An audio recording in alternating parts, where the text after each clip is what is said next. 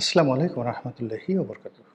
সম্মানিত দর্শক, এই মুহূর্তে বিএনপিতে জনাব তারেক রহমান সাহেবের সবচেয়ে আস্থাভাজন ব্যক্তিকে যদি এই ধরনের কোনো প্রশ্ন করা হয়, টেকনাফ থেকে তেঁতুলিয়া পর্যন্ত যারা রাজনীতির সচেতন ব্যক্তি তারা বলবেন যে ১ নম্বর ব্যক্তি হলেন জনাব সালাউদ্দিন সাহেব।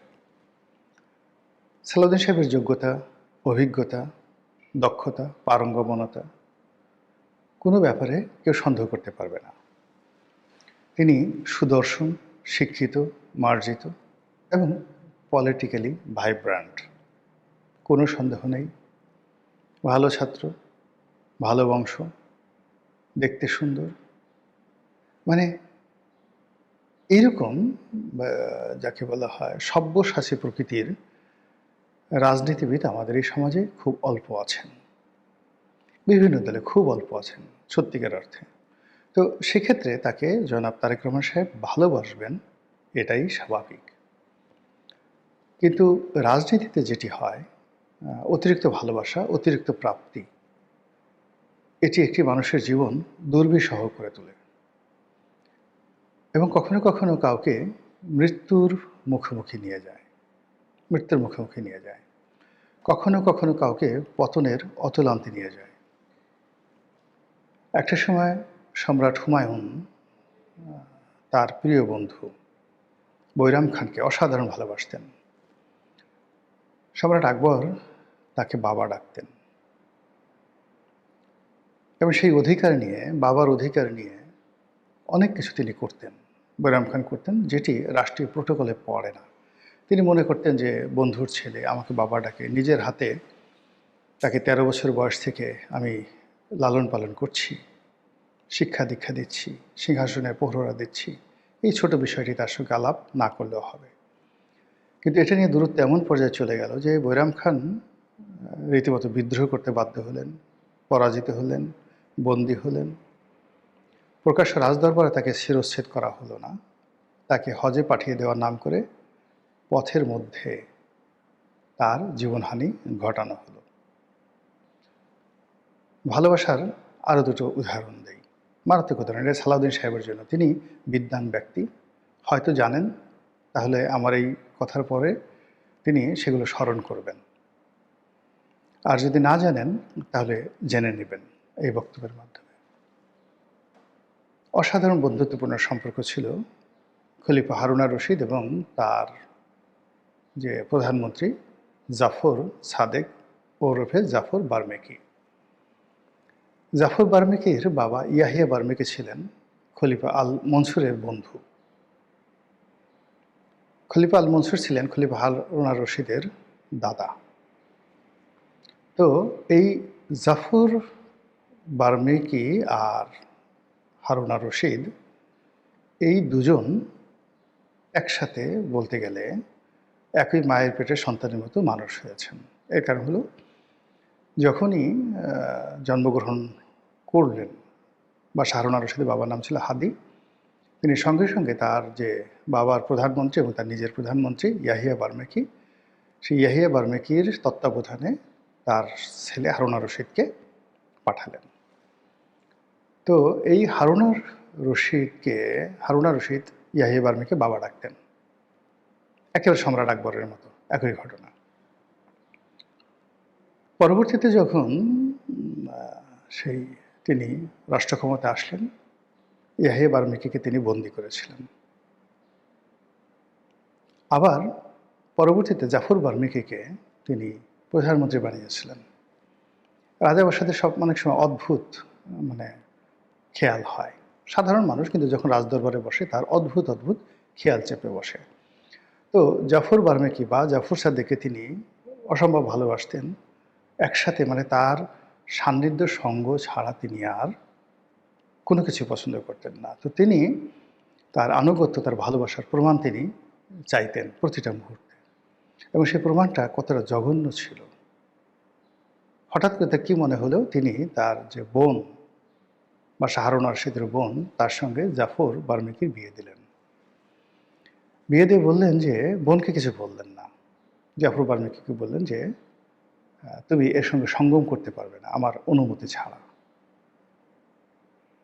এবং তুমি যদি সঙ্গম করো তাহলে আমার প্রতি তোমার আনুগত্য ভেঙে যাবে, বিশ্বাস ভেঙে যাবে।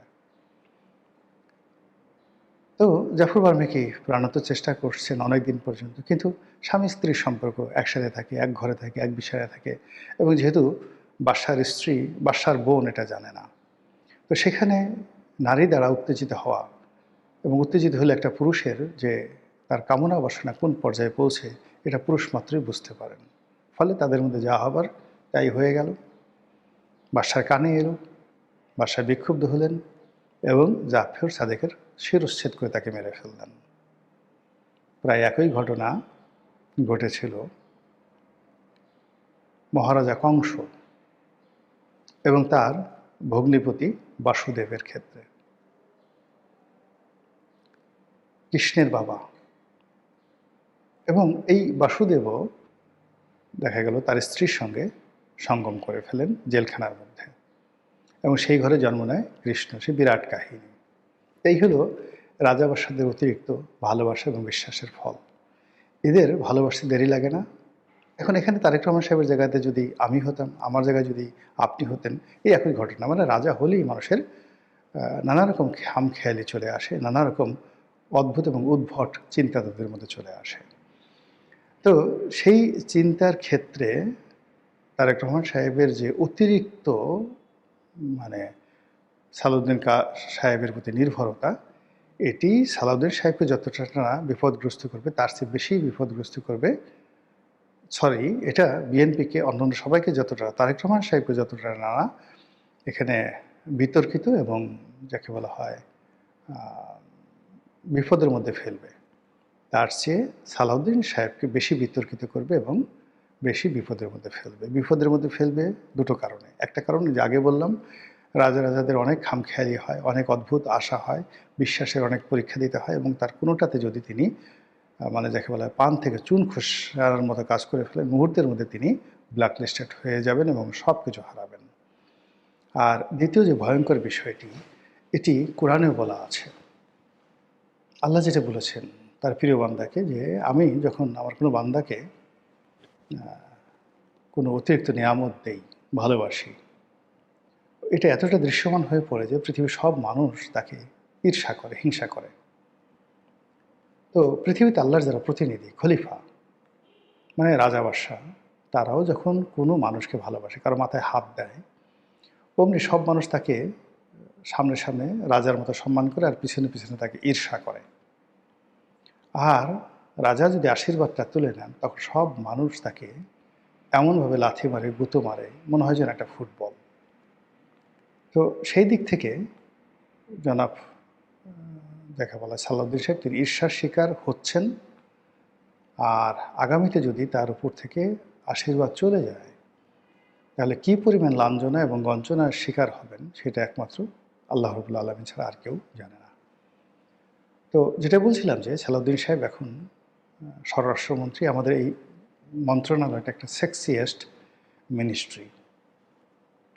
এখানে প্রচুর জৌলুস আছে। যিনি মন্ত্রী হন তার ভাবসাবই বেড়ে যায়। তো সালাউদ্দিন সাহেবের ভাবসাব এখন বাড়ছে কিনা আমি বলতে পারবো না, কিন্তু অতীতে যারা ছিলেন তাদের সবারই ভাবসাব বেড়ে গিয়েছিল। দ্বিতীয়ত হলো যে অতীতে যারা স্বরাষ্ট্রমন্ত্রী হয়েছেন, একজন সিঙ্গেল লোক, কেউ অপঘাতে মরেছেন, কেউ অপমানিত হয়ে মরেছেন, কেউ এখন পর্যন্ত অপমানিত হতে হতে হতে হতে ধুকে ধুকে মৃত্যুর দিকে এগিয়ে যাচ্ছেন। সেটা বর্তমানে যারা জীবিত আছেন স্বরাষ্ট্রমন্ত্রী, বা যারা অতীতে স্বরাষ্ট্রমন্ত্রী হিসেবে দায়িত্ব পালন করে করেছেন, তাদের সবাইকে দেখেন যে রোগ শোক বালা মুসিবত তাদের সবাইকে এই সেক্সিয়াস মিনিস্ট্রিকে, মানে মিনিস্ট্রির যে মিনিস্টার, তাকে এমনকি তার পরিবারকে শেষ করে দিয়েছে। আপনি সেই যে বিএনপি জমানাতে ডাক্তার আব্দুল মতিন, মানে ডাক্তার আব্দুল মতিন তিনি স্বরাষ্ট্রমন্ত্রী ছিলেন, তার যে ছেলে রোড অ্যাক্সিডেন্ট করে যে একজন কবি বাপ্পি শাহরিয়া তাকে মেরে ফেলেছিল। আবার আরেকজন মন্ত্রী ছিলেন আব্দুল মতিন চৌধুরী, রাজাকার আব্দুল মতিন চৌধুরী, বেগম জিয়ার জমানাতে। এরকম সব জমানাতেই যারা ছিলেন তারা সবাই কিন্তু জেলে গেছেন, জুলুমের শিকার হয়েছেন, অপমানিত লাঞ্ছিত হয়েছেন। ফলে যাদের মাথায় একটু ঘিলু আছে তারা এই মন্ত্রণালয়টা নিতে চায়নি। যেমন শেখ হাসিনার ১ নম্বর পছন্দ ছিল সৈয়দ আশরাফ, এবং তিনি বলেছিলেন যে আমি জানি এটা খুব সেক্সিয়াস মিনিস্ট্রি, বাট আমি এটা নেইনি। তো এই স্বরাষ্ট্র মন্ত্রণালয়ে তিনি আসার পর তার সঙ্গে সঙ্গে আবার অতিরিক্ত দায়িত্ব হিসেবে প্রধানমন্ত্রী যখন অনুপস্থিত থাকবেন তখন তাকে আরেকটি ক্রেজিয়েস্ট মিনিস্ট্রি, সেটা হলো প্রতিরক্ষা মন্ত্রণালয়। এটা সবসময় রাষ্ট্রের যিনি প্রধানমন্ত্রীর দায়িত্বে থাকেন, সরকারের যিনি প্রধান নির্বাহী থাকেন, তিনি এই দায়িত্বটা পালন করেন। এইবার নজিরবিহীনভাবে এই দায়িত্বটি যখন থাকবেন না প্রধানমন্ত্রী, তখন সালাউদ্দিন সাহেব পালন করবেন, এবং আরও বেশ কয়েকটি প্রধানমন্ত্রীর যে গুরুত্বপূর্ণ দায়িত্ব সেটিও তার উপর অর্পণ করা হয়েছে। কাজেই এই গুরু দায়িত্বের পাশাপাশি আবার দল পরিচালনার ক্ষেত্রে বলা হয় তিনি কেবলমাত্র ডিফ্যাক্টো সাধারণ সম্পাদক নন, তিনি ডিফ্যাক্টো পাওয়ার হাউসও বটে। এখন মির্জা ফখরুল কিংবা ধরুন রুহুল কবির রিজভী, তাদের মধ্যে যে অতীতে বিরোধ ছিল, তারপর তরুণ তুর্কিদের মধ্যে যে বিরোধ ছিল, সব বিরোধ নিষ্পত্তি হয়ে ক্ষমতা এখন তারেক রহমান সাহেব এবং সালাউদ্দিন সাহেবের হাতে। আর বাকি যারা সবাই আছেন তারা সালাউদ্দিন সাহেবকে কেন ভালোবাসেন, তারেক রহমান সাহেব, এই চিন্তায়, এই ঈর্ষায় তারা রীতিমতো অসুস্থ হয়ে পড়েছেন। আর অনেকে বড় বড় যারা নেতা রয়েছেন তারা রীতিমতো খামোশ হয়ে গেছেন। আমাদের পটুয়াখালীর একজন প্রথিতযশা নেতা আলতাফ হোসেন চৌধুরী, এই তাকে মন্ত্রী করা হবে, এই তাকে স্পিকার করা হবে, নানা রকম ভাইব তোলা হলো, পরে দেখা গেল কিছুই করা হলো না। একবার হাফিজ সাহেবকে মন্ত্রী বানানো হলো, একবার তাকে স্পিকার বানানো হলো, ফলে মানে তিনি খামোশ হয়ে গেছেন। মির্জা ফখরুল সাহেব, যার বক্তব্য মানুষ শোনেন, পছন্দ করেন, সালাউদ্দিন সাহেব ভালো বক্তব্য বলেন, দেন, কিন্তু তার বক্তব্য কিন্তু মির্জা ফখরুলের মতো এত, যাকে বলা হয়, গ্রহণীয় নয়, এত আদরণীয় নয়। তো মির্জা ফখরুল সাহেবের বক্তব্য শুনেন। এমনকি মির্জা আব্বাস যখন কোনো কথা বলেন, গয়েশ্বরচন্দ্র রায় কোনো কথা বলেন, ওটা কিন্তু লিড নিউজ হয় এবং অ্যাকসেপ্টেড হয় পাবলিক। সালাউদ্দিন সাহেবের কথা মানুষ শোনেন, যুক্তি আছে, তথ্য আছে, কিন্তু ওটা ওইভাবে মিডিয়া কর্তৃক অ্যাকসেপ্টেড হয় না, অনেক প্রচারিত হয়, কিন্তু মানে বিএনপির যাদের রুট সালাউদ্দিন সাহেবের সাথে অনেক অনেক বেশি। সালাউদ্দিন সাহেব নিজের সেই মানে যাকে বলা হয় বিএনপি রাজনীতিতে, তারপরে এই দলটির সাথে তার সম্পর্ক বর্ণনা করতে গিয়ে তিনি যেভাবে বলেছেন যে বেগম জিয়ার কখনো কর্মচারী হিসেবে, কখনো সহকর্মী হিসেবে, কখনো সহযোদ্ধা হিসেবে তিনি যে দায়িত্ব পালন করেছেন, সেই দায়িত্বের যে সময়সীমা 40 বছর, এই কথা দ্বারা মানে স্পষ্টই বোঝা যায় যে তার অরিজিন, তারপরে তার যে কন্ট্রিবিউশন, এগুলো নিয়ে দলের মধ্যে কথাবার্তা হচ্ছে, তাকে নিয়ে আলাপ আলোচনা হচ্ছে, তাকে সবাই বিভিন্ন রকম ট্যাগ দিচ্ছে এবং তাকে অতিমানব, মহামানব বানানোর চেষ্টা করছে। প্রথম আলোর মতো পত্রিকা তাকে সম্মান জানানোর জন্য, যেখানে অতীতকালে তারেক রহমান সাহেবকে তারেক রহমান সাহেবের জীবন হারাম করে দিয়েছেন, তাকে নিয়ে খুব অশ্লীল অশ্রাব্য কার্টুন এঁকেছেন, তার হাওয়া ভবন নিয়ে, খাম্বা নিয়ে এমন কোনো ন্যারেটিভ নাই যে তৈরি করা হয়নি। আর এইবার সালাউদ্দিন সাহেবকে কে চোদনা বলেছে, তারপরে একান্তভাবে নিজের কম্পিউটারে সে একটা ছবি সেভ করেছে চোদনা সালাউদ্দিন নাম দিয়ে বা চোদনা শালা নাম দিয়ে। এটার কারণে প্রথম আলোর মতো পত্রিকা একজন সাংবাদিকের চাকরি খেয়ে দিয়েছে। এটা আসলে সালাউদ্দিন সাহেবের ভয়ে নয়, তেলবাজি করতে গিয়ে এতে করে সালাউদ্দিন সাহেবের ক্ষতি হবে। তিনি যদি এটাকে পজিটিভ অর্থে নেন, তার মারাত্মক ক্ষতি হয়ে যাবে।